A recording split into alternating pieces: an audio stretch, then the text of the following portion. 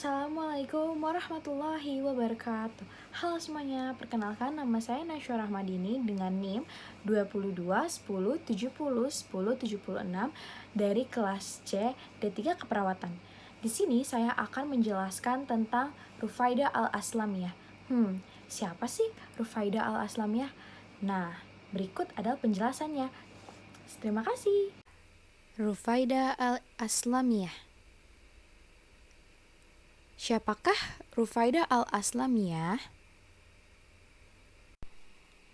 Pada masa Nabi Muhammad SAW masih gencar menyebarkan agama Allah, hiduplah seorang perawat muslimah pertama dalam sejarah Islam. Ia mendedikasikan hidupnya untuk memberikan sentuhan kemanusiaan dan perawatan bagi mereka yang membutuhkan. Dalam karya milik Muhammad Hamid Muhammad, Syuwarmin Hayat Al-Syahabiyat disebutkan nama Syahabiyat ini adalah Rufaidah binti Sa'ad Bani Aslam Al-Khairaj. Namun, ia lebih dikenal dengan nama Rufaidah Al-Aslamiyah. Al-Aslamiyah, panggilan itu sendiri dinisbatkan kepada marganya, Aslam, klan dari suku Khairaj di Madinah. Rufaidah lahir di Madinah pada 570 Masehi. Ia dikenal pandai membaca, menulis, serta kaya raya. Ia termasuk kaum Ansyar, golongan pertama penganut Islam di Madinah. Rufaidah memiliki ilmu keperawatan saat membantu sang ayah yang seorang dokter. Dari ayahnya ini, ia mendapatkan banyak ilmu mengenai keperawatan. Pengabdian Rufaidah sangat besar. Ia ikut membantu saat terjadi perang Badar, Uhud, Khaybar, dan Khandaq. Dengan keahlian yang ia miliki, membuat ia merasa terpanggil sebagai sukarelawan bagi korban luka perang dan diizinkan oleh Nabi untuk membantu. Rufaidah juga mendirikan rumah sakit lapangan untuk membantu para mujahid yang terluka saat perang. Bahkan Rasulullah SAW memberikan instruksi kepada para prajurit yang terluka agar dirawat oleh Rufaidah. Ia pun melatih beberapa kelompok wanita untuk menjadi perawat.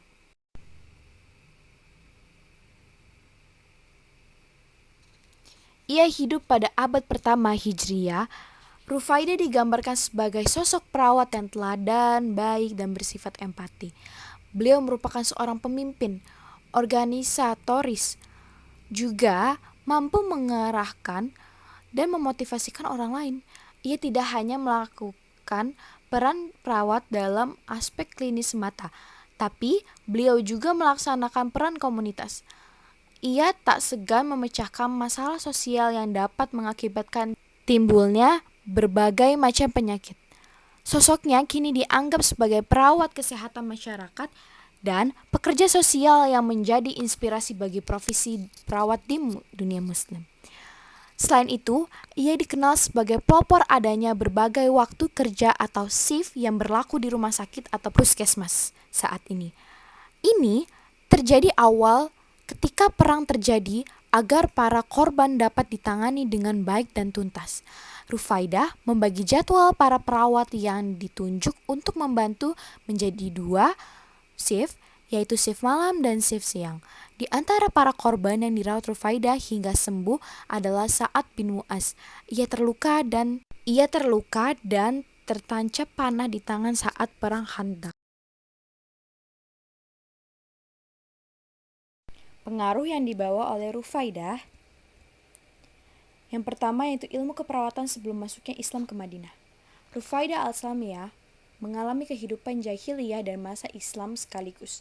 Hal ini berpengaruh terhadap peranannya di masyarakat. Kontribusi ia di kota Madinah adalah mengembangkan praktik keperawatan tradisi lokal warisan ayahnya dengan tradisi Islam.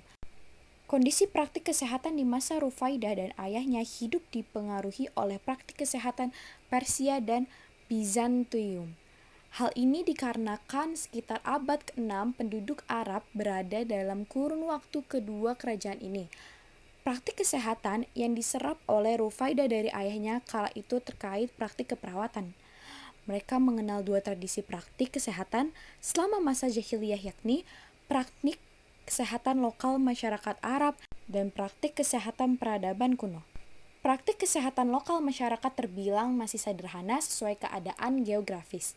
Mereka memanfaatkan kondisi alam untuk melakukan praktik kesehatan.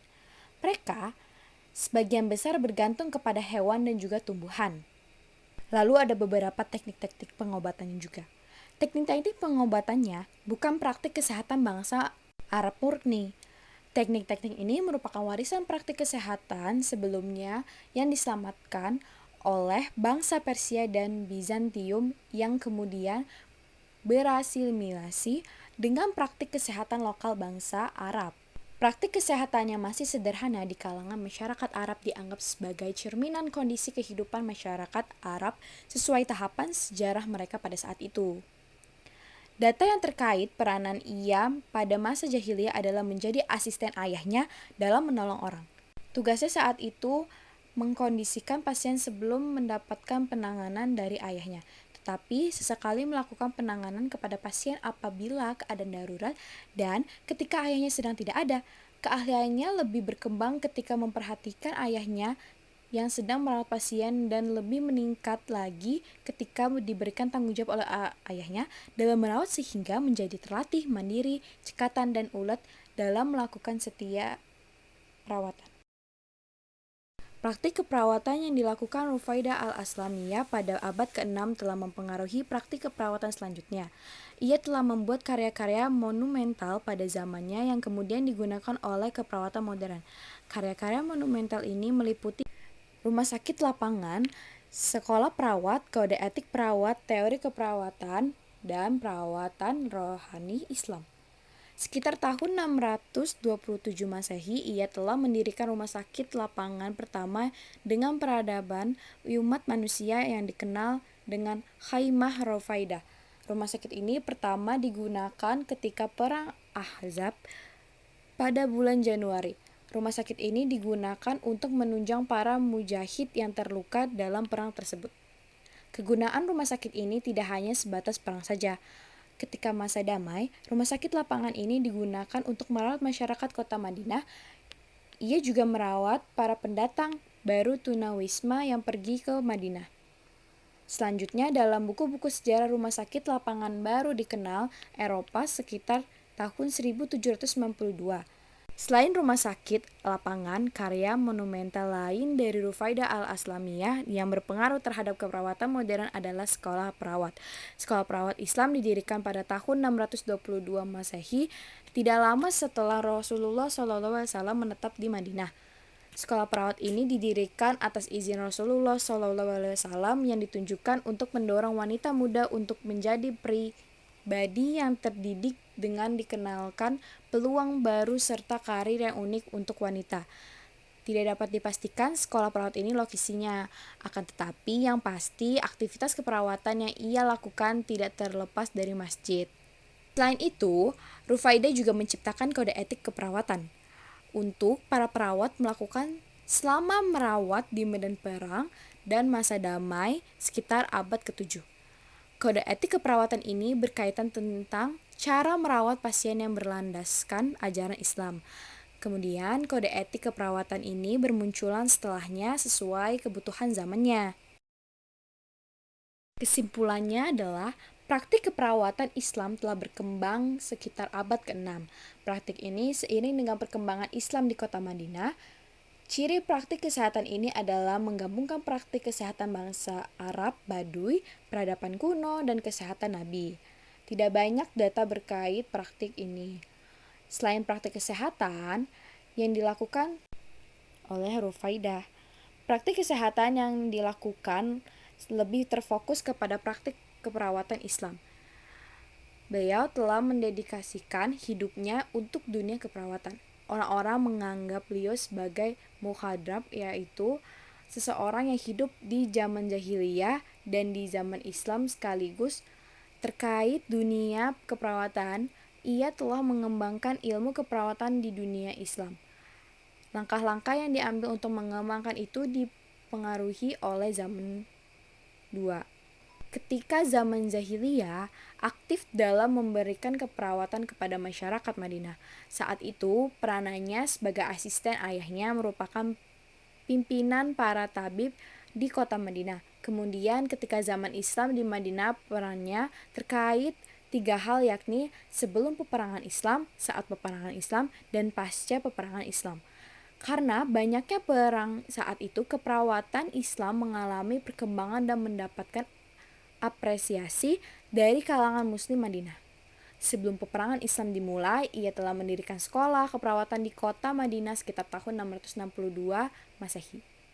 Hal ini merupakan langkah awal yang ia lakukan dalam bidang ilmu keperawatan di dunia Islam. Ketika peperangan Islam berlangsung ketika tahun 623 sampai 630 Masehi, ia dan sahabiah yang lainnya ikut membantu para mujahid. Mereka melakukan perawatan kepada mujahid yang terluka, membawakan makan dan minuman, serta membantu menyediakan peralatan perlengkapan perang. Atas perintah Rufaidah, mereka membuat rumah sakit lapangan yang saat itu terkenal dengan Khaimah Rufaidah. Rumah sakit lapangan ini digunakan untuk menunjang proses perawatan mujahid yang saat terluka. Selanjutnya, Rufaidah juga telah memberikan kode etik keperawatan selama berperang untuk mengkoordinasi para wanita yang lain. Langkah-langkah yang telah dilakukan olehnya dalam mengembangkan ilmu keperawatan di dunia Islam secara langsung maupun tidak langsung telah mempengaruhi ilmu keperawatan modern. Secara tidak langsung, ilmu keperawatan modern yang digagas oleh Lawrence Nightingale pada abad ke-19 telah dipengaruhi oleh praktik keperawatan Rufaidah. Langkah-langkah yang dilakukan pun hampir sama seperti membangun sekolah perawat, ikut berperang, menciptakan kode etik keperawatan, dan menggagas teori keperawatan. Akan tetapi, esensi di dalamnya berbeda karena jiwa zamannya berbeda pula. Perawatan rohani Islam ini dikembangkan berdasarkan konsep ajaran Islam.